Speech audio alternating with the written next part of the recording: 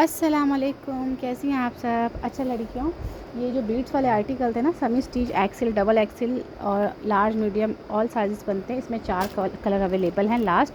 अच्छा देखिए, पंजाब वाले जो हैं वो पेमेंट करके होल्ड करवा सकते हैं, ठीक है। ईद के चौथे दिन पार्सल भेज दूँगी अगर पंजाब वालों का ऑर्डर है तो। और अगर कराची वाले हैं तो कराची तो खैर कल परसों भी डिलीवर हो जाएगा। ये कॉफ़ी कलर है, ये ग्रे कलर है, ये स्किन कलर है, ठीक है। ये सेमी स्टिच हैं और ये बहुत प्यारे आर्टिकल हैं। सेमी स्टिच में large medium small all size stitch होते हैं, ठीक है। दामन इसका रेडी टू वेयर है, ये वाइट में है, बहुत ही प्यारा सा देखिएगा।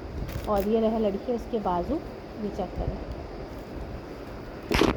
ये रहे इसके बाजू, ठीक है। बाजू पे भी वर्क हुआ हुआ है, दामन पे, फ्रंट एंड बैक पे काम है। अच्छा यार लड़कियों, ये हमने होलसेल में डील किए हैं, ठीक है। होलसेल में दिए हैं हमने ये। वैसे मैंने खुद 4000 के सेल आउट किए हैं, 4000 से कम नहीं।